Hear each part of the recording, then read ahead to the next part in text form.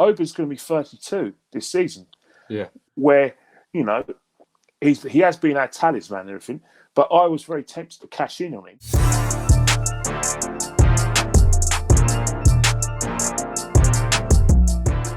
Yes, people, it's TWG, the TheGymGooner, and I'm delighted to be joined by Mr. KennyKen. How you doing, Kenny? I'm all good. You know, we recovered from Man City. We've got good thing about football and a good thing about this strange season within a pandemic is that the games are coming thick and fast. So there's no length of time to get depressed. As soon as you lose a football match, there's one round the corner. Game every 3 days. That's good tonic for any Arsenal fans who feel disappointed and deflated from Sunday. Well, let's get into it. So, what were your thoughts on the Arsenal versus Man City game on the weekend? Cowardness. I thought we were very cowardly. I think it was a case of well, we don't want to make Man City any angry by having a go at them or trying to sort of be on a front foot. So it was like we accepted defeat, especially in the second half where Man City weren't in second gear, but they still were a yard faster than us. It was like it's like we didn't want to try and engage with Man City. We allowed Ruben Diaz many times just jog the ball out of the defence. The fact that Man City were, substituting players, substituted De Bruyne within after about 70 minutes. It was like a game management scenario where the game was already won. I was thinking, well, hang on here. You're playing Arsenal, who have had, since Christmas, haven't had bad form. It would have been a good feather in our cap. And we're still talking about situations where if you go on social media, we're saying, well, now Liverpool lost, we're only about, 6 points behind them, and you're only 2 points behind Spurs. So this was a great opportunity for the football club to try and make inroads because, as we said this season, a lot of teams are not at it. The reason why a lot of teams are not at it is because the table hasn't lied. The teams that, like the West Hams and Aston Villas, they can afford now to keep their players. For instance, if you went up to David Moyes and you looked at one of their players, you said, Declan Rice, 70 million. He said, no, you don't need the money. And he actually mean it and say that with authority. The same if you went up to someone like Dean Smith and said, right, Jack Grealish, £80 million, he can say that, he can reply with great authority. And the same with at Leicester City. These teams are catching up because financially, but they're making a lot of money because of the TV and sponsorship deals, even within a pandemic. And, the good news is that with crowds potentially coming back, they're going to get their revenue back from ticket sales as well. So people would keep their jobs within the non-footballing sides of the clubs. So, again, Arsenal have missed a trick here. Really missed a trick. Do Arsenal have in-superiority complex? So do you think they're almost beat before they get on the pitch? I would, in terms of that game, yes. In terms of Man City, yes. Because I think the semi-final didn't make any difference to them. Because I think what's happened is that confidence is very high. Because we developed a system where we made ourselves difficult to beat. We hit Man City in the break. We knew we had pace at Wembley. And we used that. Unfortunately, teams are going to work you out.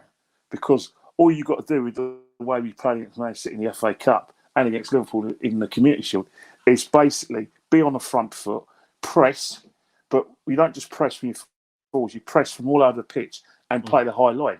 So if you're pressing and stopping that out ball, that you can get away with playing that out high line, which means Arsenal got to do something different. And then what you do is that because our out ball tends to come from the right-hand side, teams have also discovered a weakness about Arsenal as well regarding Bellerin and Rob Holding in terms of that axis, defensive axis, where teams are doing overloads across us. So in that respect, we have lost confidence, and that's the genuine feeling. I think it's only Man City that seem to body us. We seem to think that we're on a level with Man United. Chelsea, we beat them this season, but on a whole, despite the fact we have better players under Mikel Arteta than we had under Unai Emery, and people are saying there's a better playing, that doesn't manifest itself in big games. Bellerin, there's been reports that obviously he's been wanted by Pochettino at PSG. What's your thoughts on that? Is it time to let him go, or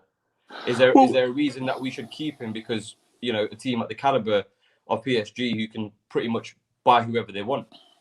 Should we be looking at that a bit deeper and thinking there must be a reason why they want him, or is it's time to go?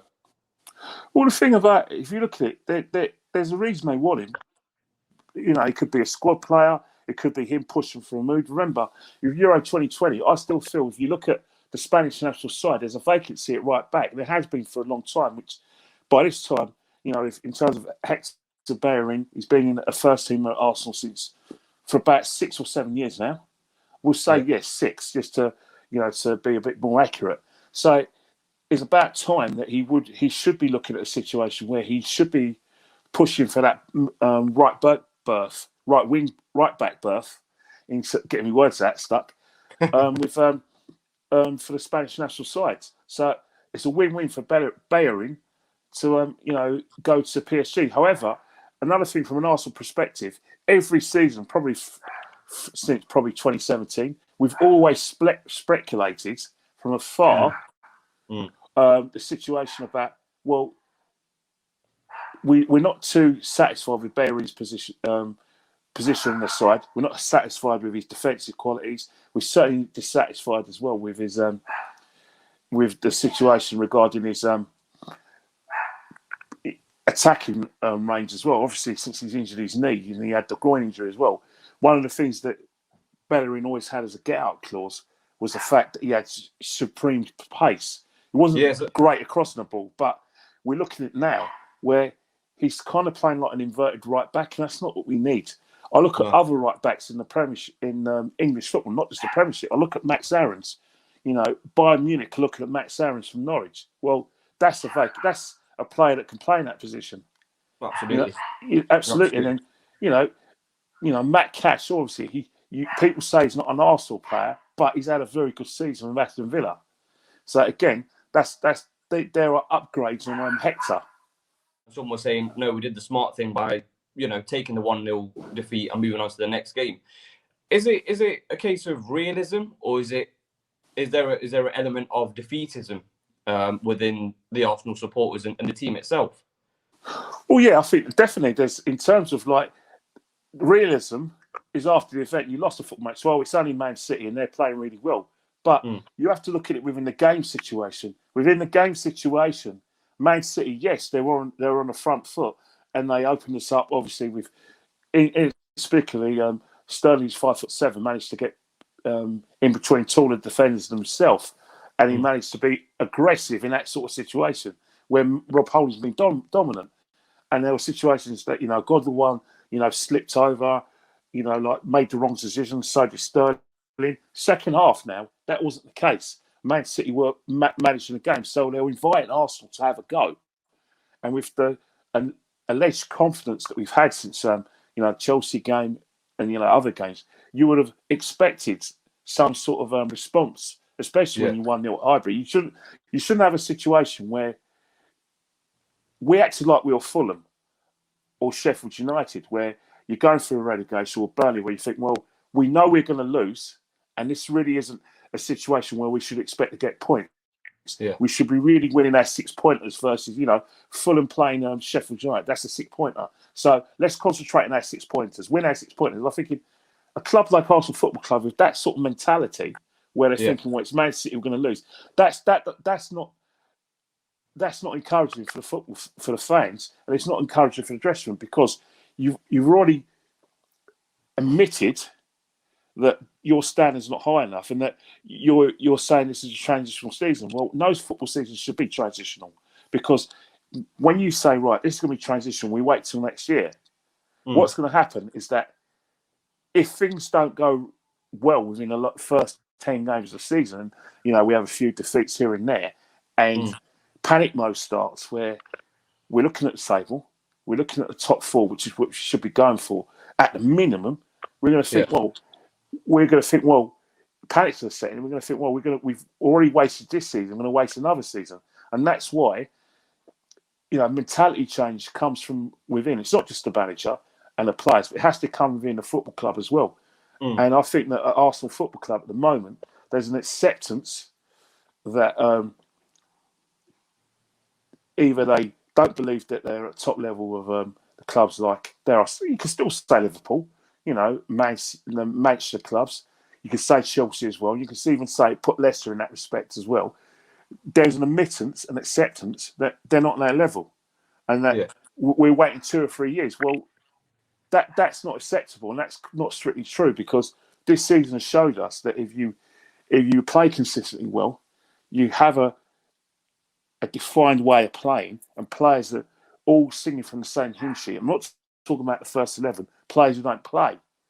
Then you can make inroads in this season, because the gap between, whether we like it or not, the gap between the top sides and, you know, teams like West Ham and Leicester is getting smaller and smaller and smaller. And Arsenal are missing out and trying to make inroads in there, because Spurs are in a bit of transition where they were very strong before. You know, you're right, you're going to look at trophies, but you look at their results from about 2016 up until the Champions League final. They are superior results to a lot of sides, even where they probably won more points than probably any team in the Premiership. That doesn't translate into trophies, which we're glad about, but we're not blind. They're now in a situation where they haven't recovered from their, you know, January 2019, where they lost a bit of form in the Champions League final, paper out of the cracks. So that's one team out of the equation. Man United still are two world-class players from challenging. Liverpool, you know, Klopp's made a mistake where he hasn't changed the way they played because of the losing defenders. He still thinks he can play 4-3-3 and play rock and roll football without the players. So that's something we need to look at. And then there's Man City. Well, Man City have got basically a first, second, or third team where everyone is part of the squad. That's why they win matches and recover from bad situations. So in terms of Arsenal, you can't waste any time whatsoever. You still got to go for this season. Next season, you have to make a decision. You have to look at the results. Transitions are just words, because we've been in transition since Arsene Wenger was dismissed. Going back to the City game finally, then. So when you seen the team sheet come out? I love watching your when the lineups come out. I love watching it on your Instagram. What did you think of the team itself? Did you think it was the right sort of formation and actual personnel on the pitch? Well, the thing about the team sheet, right? No one should have any complaints about the team sheet, because before the Wolves game, saw Southampton away in the league, everyone was happy with Mari at centre back. Yeah, they were saying that Rob Holding has improved considerably, that he's earned himself a new contract. It's a no-brainer to give a squad player like that a new contract. So he got a high approval rating. Kieran T's our first choice left back. So he's got a high approval rating. You know, there's still a lot of people in the football club who are big fans of Pepe. And for me, he looks a better player, team player on the left-hand side. So there's no real complaints there. And you know, Odegaard is very pleased in the eye. So the same situation in terms of Odegaard as well, that they should shoehorn him into the team. Plus, if you take away the results against Aston Villa happens, people still think that we were cheating against Wolves. We blitz leads. I don't see why people will complain about teamship. Well, I wouldn't have complained about it, but others might say, "Oh, blah blah." But they're kind of contradicting themselves, because these are players that they've been calling to be in the side. So you want players to take the opportunities afforded to them and make a stake a claim. I always say that's my standards. For instance, any player that comes in needs to make the manager think about the next team selection and future team selection. So that team, there's nothing wrong with that team. It's the whole mentality of the players who play in that situation. They scored in the second minute, which means they've got about 90 minutes left with injury time and everything to actually retrieve the situation. But to not lay a glove on Man City, not attempt to, is an issue for me. And I don't think personnel had anything to do with it, because they're still, as I mentioned earlier in answer to your question, there were 3 or 4 weeks ago, these players that came in the team were a lot of people's first choices for selection. With team selection in mind, the Aubameyang situation, where do you stand with that? What has happened to Aubameyang? He's signed his contract, and for me personally, I don't see him being the type of player that's happy. I've got the contract and I don't really need to do anything else for the club. bearing in mind, it has to be said for the last 2 seasons, he's carried Arsenal Football Club. Mm. He's got us trophies. But then since then, it's fallen off. We started the season strong against Fulham with a great goal, and then he absolutely fell off. And then just obviously in the last league game before the City game, he scores a hat trick, and everyone said it. He's back. That's it. Aubameyang's back. You know, the personal issues he had at home, they've been sort of sorted, or they're on the mend, essentially. And we get a performance like we did at City. Now, for me personally, I was so disappointed. Not just because he didn't get the service, because he's probably used to that now, but the fact that when he did come deep, it was like he didn't want the ball. He just came deep for the sake of it. He'd almost tap it and run, and a lot of the time it was very sloppy, very lazy, very negative football from him. You didn't see him once sort of dragging the team. As captain, for me, you're meant to rally the troops. You're meant to say, "Come on, lads, we're 1-0 down. It's okay. Let's get back into it. Give me the ball. I'll drive forward. Someone make run behind me. Someone go beyond me." And it was just so out of character for him, and it's been like that all season. Where do you stand with that? Well, in terms of Aubameyang, we've seen this for all season. If you take away the Fulham game, he hasn't had a good season by any stretch of imagination.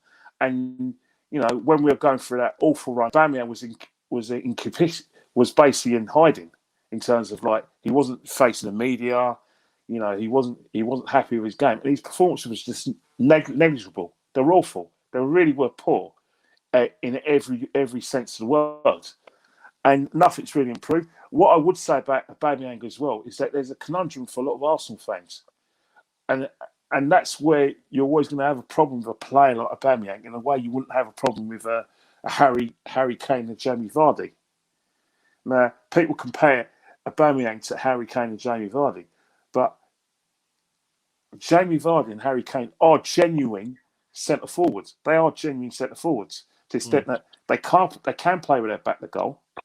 They play on the shoulder of the defender genuinely, and most importantly, they'll buy the ticket. Harry Kane, but I'm not talking about shooting from distance, but making those little runs in front of the defender where they can, get on head in those chances. And that's the conundrum of a lot of Arsenal fans. When Lacazette was struggling, I'll play Aubameyang as a centre forward, but he can't play with his back to goal.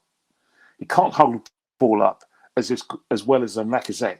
So the best position for Aubameyang is where Unai Emery played and where he was played last season, is on that left-hand side, where he plays his best football, where he can make runs to the left, goes into the box, get shots on goal with his right foot, and also he can just interchange with the front three, where he can ghost in unnoticed and put the ball in the net, which he's been doing a lot. You've got to remember one thing about AUBA as well. Age is not a number, but for certain places it is. AUBA's going to be 32 this season. Yeah. Where, he has been our talisman and everything, but I was very tempted to cash in on him because the situation is that I'm thinking further down the line. In terms of Thursday, because of his reputation, because he will take a chance. Well, we'll say that last week. Exactly. Last week.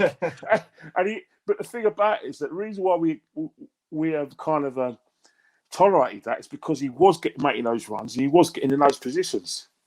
So, and you're still going to have to trust him today. But AUBA's form has been a great contributory factor to the fact that we have had some bad results, especially when we've lost narrowly.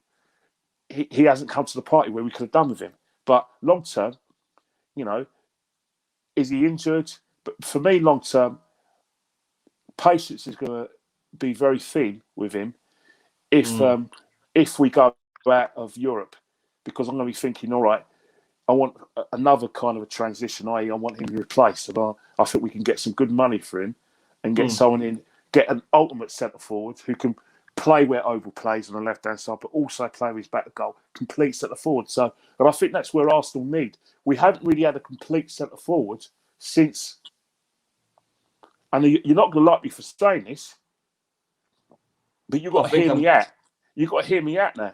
The reason why I'm going to say this is because you take away who he played for after he left us, take away the alleged problems that will happen in the dressing room, but we've added Bayor when he tries and when he's on it, is the archetype centre forward that we've always needed. You look at the season in 2007, 2008, scored 30 goals that season, playing his best football. He's unplayable.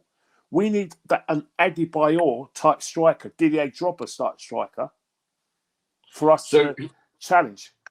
With that in mind, realistically, obviously, the dream signing would be Haaland, but realistically, who would you think Arsenal could get come summer? Well, the thing about it, right, the guy's young, he's proved, he's made the message up from Brentford to Aston Villa. And I still think that, I don't see any reason why we can't look at Ollie Watkins and say, obviously Villa are going to tell us to get lost because they'll be forced to sell him to us. But a player like that, a complete centre forward, is the sort of player we should be looking at who's at a certain level, but he can accelerate where he's probably playing with better players. But then, and that's why we've got to look at him. But for whether it's Ollie Watkins or someone else, the fact we're not going to challenge for anything unless we get a complete centre forward. For Arsenal moving forward, everyone wants to play with the lone striker who can play with his back to goal, who can hold the ball up and can, like I said, be in the right position where midfielders and inverted wingers kind of support him and create chances for him, or what he can do, he's an assist man as well. So that's what Arsenal need moving forward, because they don't get that, they're not the challenge. Benfica game, obviously, on Thursday, 1-1. It's pretty much all to play for. What does your starting 11 look like for that? And would you play the same starting 11 in the Leicester game? Well, you're going to have to, because the reason why is that obviously you have to look at the situation, right? We know we're in the red zone, and there was a slight bit of empathy for Mikel in terms of the Southampton game, because games are coming thick and fast. So I'll be fully understanding if changes are made after, with Leicester in mind, because the game's, is it 12 o'clock on a Sunday on the 29th? Yeah. Is it 12 o'clock on the 28th? Yeah, Sunday, yeah. Yeah, so it's 12 o'clock on the 28th. So fully understand that, but you still want him to have the same spine and have, maybe make the odd change here and there, but you still want the same nucleus of player. But in terms of Benfica, because of our ineptitude in the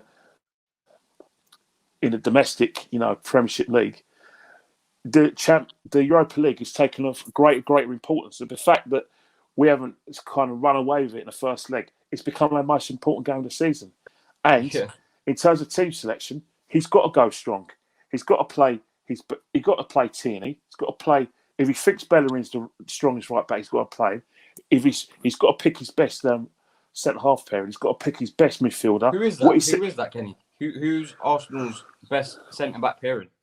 Well, for me, the reason why you're not going to agree with me, the reason why I say David Luiz is in the team, not because I think he can defend, it's because what he can give us in terms of his long passing.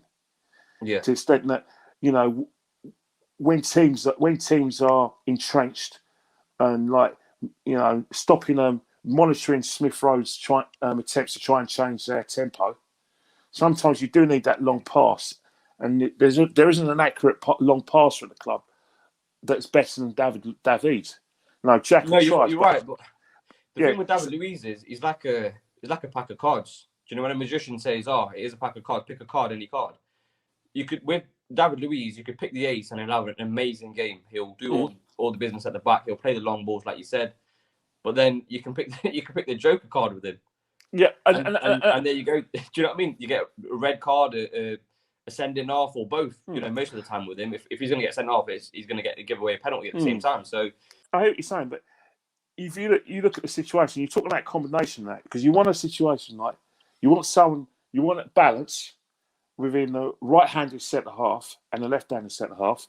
You want someone who could talk to the team, show some bit of leadership. So you play him.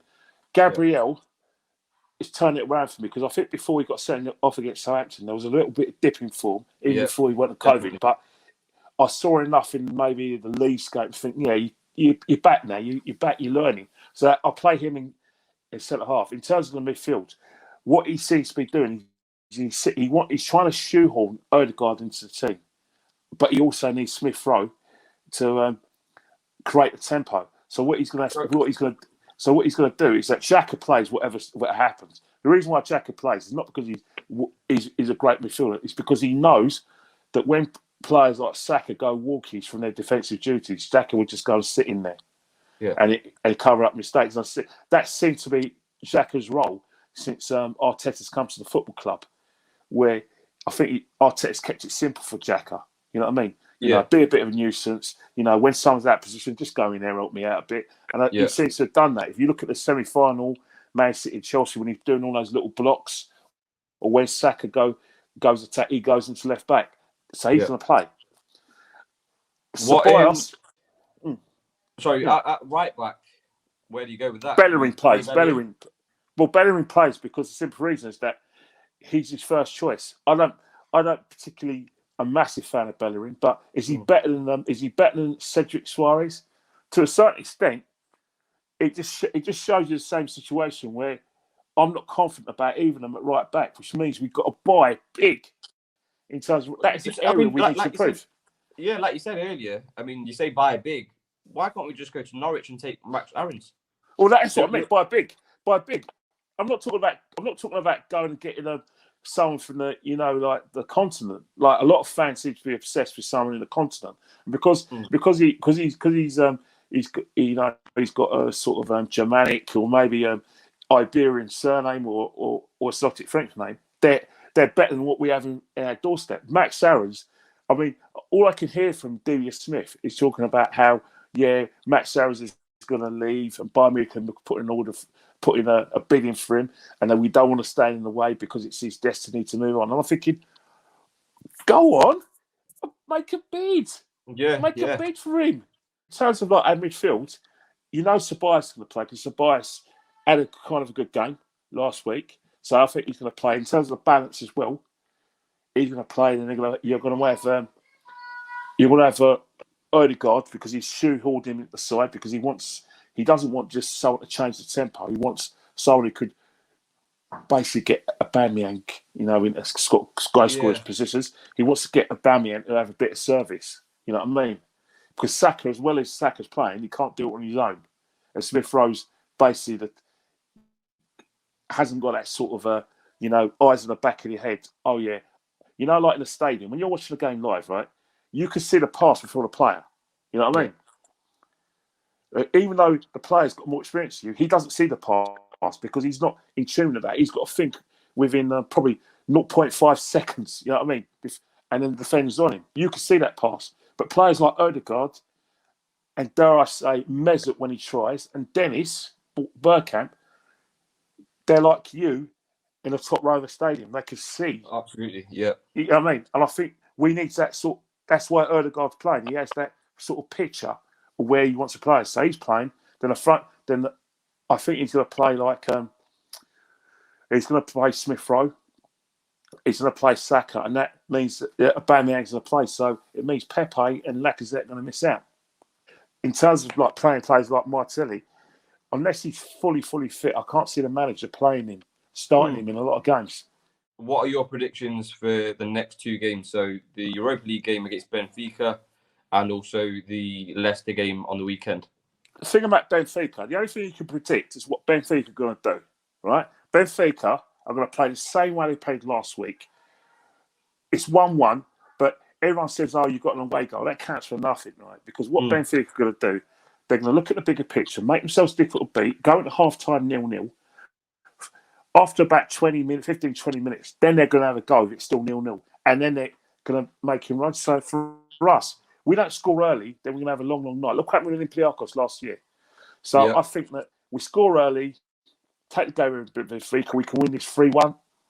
3-1, easy. Not convinced. If we don't score early, then we're going to be in for a long, long night, and it's going to be very precarious where we're going to rely heavily on our ability or lack of it, to keep the clean sheet. So get the early goal, 3-1. The Leicester game, Leicester are a Jekyll Hyde side for me. I don't know what it is with Leicester. I think because they like playing a counter-attack a lot of times, it's like they're not happy with being on the front foot, not comfortable being on the front foot. So in a perverse sort of way, I think there's an opportunity for us to get a result there, because I only have to look at the result. You only have to look at Leeds went there and bodied them. Yeah, Aston Villa. This is what I'm saying. I feel like with a lot of teams, if you actually attack them, you're better off. You know, you're halfway there. If you're going to sit off them, I feel like Arsenal do that with too many teams. You know, even the likes of Wolves and Aston Villa. A lot of the time in the games, we were sitting off them for no reason. We should just be like Man City. They don't take no prisoners. They just go in and get the ball. You got like 5 seconds. You lose the ball. You got 5 seconds to win it back and keep the ball. And that's the thing. But there's a plan there, and everyone's singing from the same hymn sheet. And whoever comes to the sides, if you do not win the ball back within 5 seconds under Guardiola, he'll let you know and he'll substitute you. In terms of Leicester, in terms of like the players they have, the strength and depth they have as well, in terms of midfield, and especially around the sort of inverted wingers, they should body us. But again, will Leicester be comfortable with being on the front foot? Because that's where I think they seem to struggle. West Ham have gone there, won. Fulham have gone there, have won. Man United should have won. Liverpool should have battered them. Yeah, Liverpool should have battered them and not be for some sort of brainwave by their keeper, and then that silliness over that unnecessary foul for their free kick to make it 1-1. Should have bodied them. You know, we're hoping that Leicester play like they did in those games, not play like they did against Chelsea, where again Chelsea were a bit on the front foot, and then Leicester hit them on the break. So it's one of those games where it's hard to tell, but there is an opportunity for us to take Leicester by surprise, and we need to take it, because we need to salvage this season in the league, because we can't just put all our eggs in the Europa League. And Liverpool are going to get stronger next season, because Klopp's going to get his best players back, and he's going to learn from the fact that he has to have a plan B. Man United are just going to throw money at it. City have got young players and big players, so they're going to be dominating. Leicester as long as they keep Brendan Rodgers, they're going to be okay. And it doesn't look good for Arteta.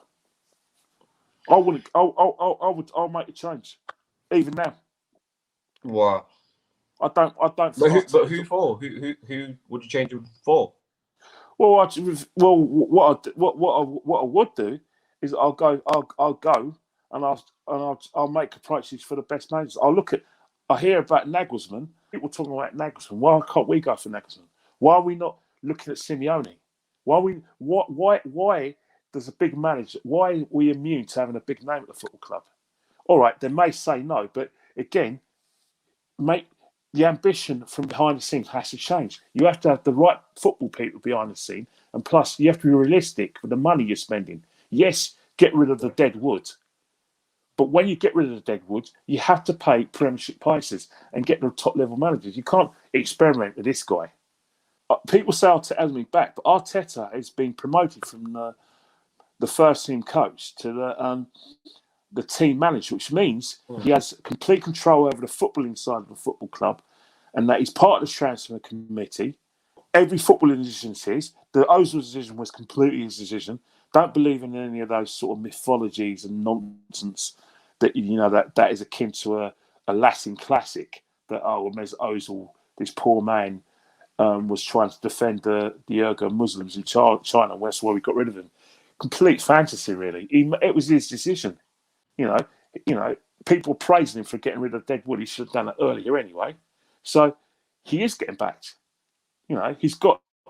Arsenal paid the release clause, not just the instalments, full release clause for Partey, triggered the clause. So he's got the. All right, maybe not the player one, but he has had funds. He does have a say, so he is getting backed. But the thing is that are you going to make an investment in someone with these kind of results? If Arteta wasn't an ex-Arsenal player, do you think he'll be getting the sort of empathy from the fan base and from the media? If Arteta didn't work with Guardiola and wasn't how do I say it, seen as a catalyst for their success, would he be getting this kind of empathy in terms of understanding and patience?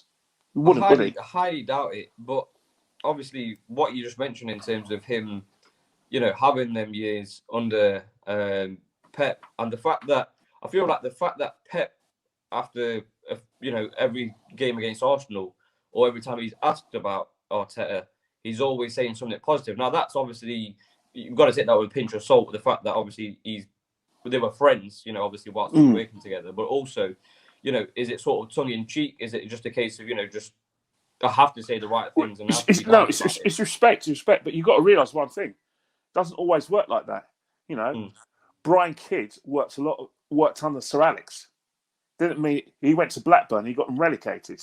The only manager who I think the best number 2 is Bob Paisley, the late Bob Paisley at Liverpool, because Shankly laid the foundations, but he turned Liverpool into serious winners. He doesn't get the credit he deserves for that, and for me, it's him who should be given the big, eulogies and maybe the knighthoods rather than Shankly. Everyone says, "Oh man, they miss Mikel at Man City because defensively they haven't been the same when they got bodied by Leicester this season, and we bodied them in the thing." But since then, without Mikel, who's got the best defensive record?